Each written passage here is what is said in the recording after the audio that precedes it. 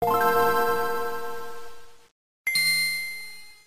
new law has been passed in Japan that makes hacking systems, such as the Nintendo Switch or PlayStation 4, and modifying save data in games illegal.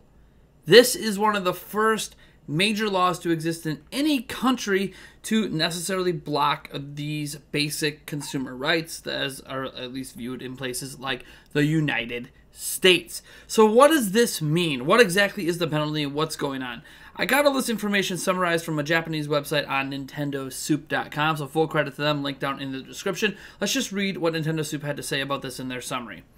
It says, Japanese lawmakers have recently passed an amendment to the Unfair Competition Prevention Law. The amendment, in layman's terms, has made the modification of video game save data illegal in Japan. The law not only affects entities which are offering a service to modify save data, but also affects individuals who hack their own save data. Offering services to modify, aka modding, video game systems, including Nintendo Switch, has been also made illegal. Also affected are cheating programs and save data modification tools that are currently being offered by CyberGadget in Japan. This means modifying save data of popular video games such as Splatoon 2, Pokemon Let's Go Pikachu and Eevee, and Super Smash Bros. Ultimate could put you in jail. If found guilty, the offender may have to pay damages to the companies which produce the software and may have to serve a prison sentence of no more than 5 years and pay a fine of no more than 5 million yen, which is about $45,620, or both. This, folks, is wow. I never thought a law like this would ever come into existence. Taking away user rights to modify products you own, including save data of products you own. Now, I understand why companies like Nintendo or Sony or Microsoft or platform holders would want these laws in place because they want complete control over the devices even after you purchase them. But it's crazy to me that this is something that even passed, right? Crazy. So the concern, obviously, is if this goes well in Japan, that it could spread elsewhere. It's going to be pretty difficult to pass in the United States because we've already had a thing kind of upheld in the court system that basically says, like, those warranty stickers that, where the warranties are no longer valid if you break the warranty sticker by opening up something that you personally own isn't necessarily valid, and you still might have to jump through hoops if you, including the legal system, if you want to get something covered by a warranty. When they send it back to you and say the warranty sticker broke, we can't do it.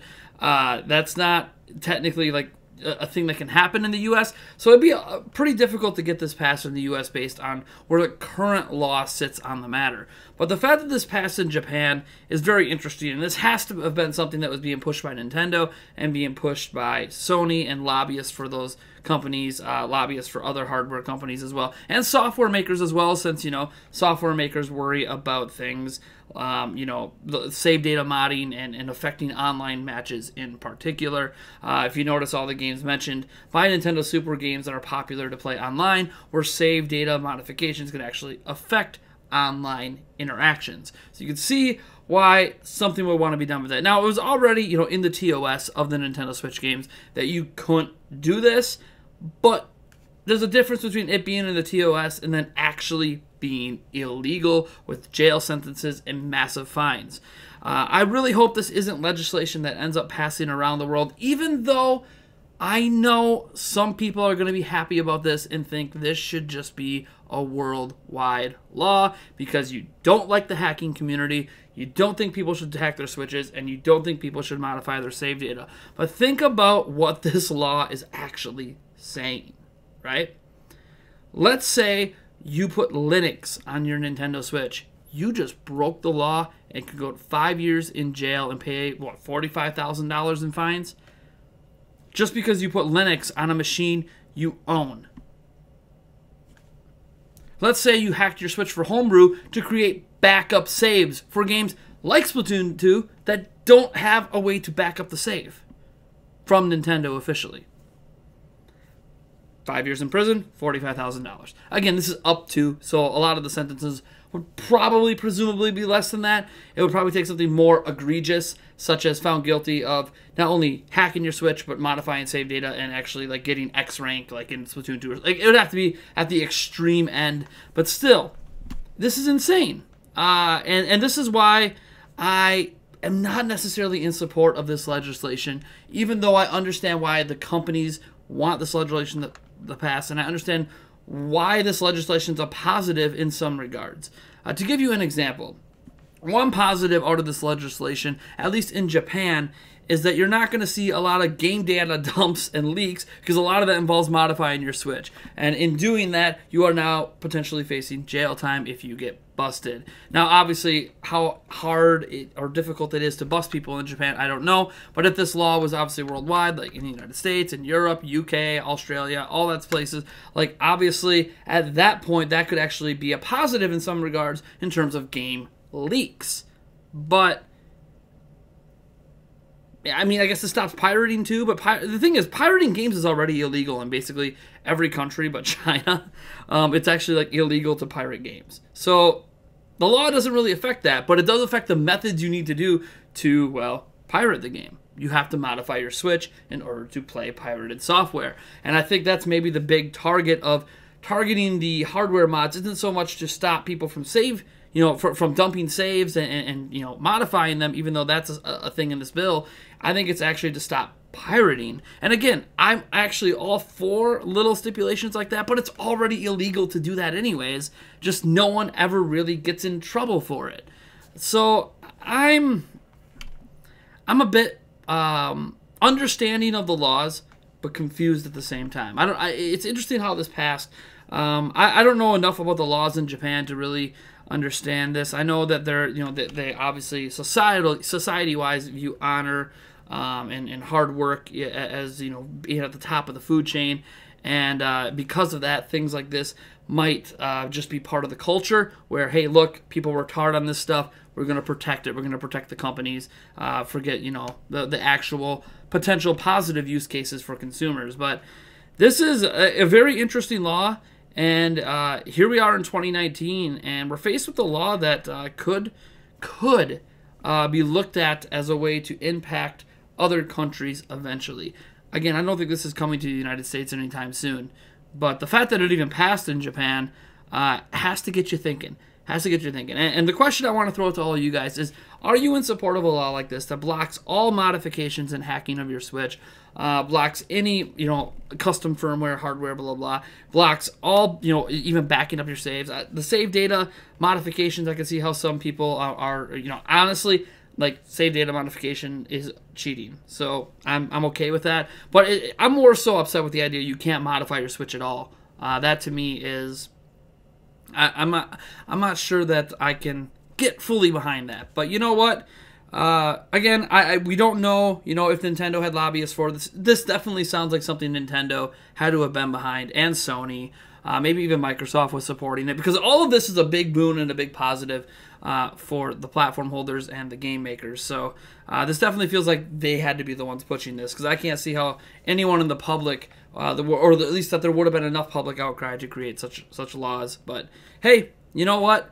It's a thing that exists. Let me know if you think that this is good, and if it is good for you, like if you view this as a wholly positive thing, jail time, $45,000 fine, let me know down in the comments why you think that is. Where if you like aspects of this law change, but not all of it. What elements do you think can be picked out and maybe applied to other countries? What elements should just stay in Japan and maybe be changed down the line? Or do you just support the entire thing, or do you just hate the entire thing? I feel like this is a very interesting conversation. We've had a lot of talks about the hacking community on the channel, both how Nintendo's been combating the hacking community, some of the cool things the hacking community has done. As an example, the backup save files, obviously dumping games to PC and running them at 4K, which is really, really cool. But, some people question whether that should be happening. Inserting things like Shrek in the Breath of the Wild I think it's from a Wii U dump, but still a really interesting thing. But then, we have the bad side of the coin as well. You have Kingdom Hearts 3, the entire game leaked like 2 months before the game even came out. We know Pokemon leaked, Pokemon Moon, I think back in the day, leaked.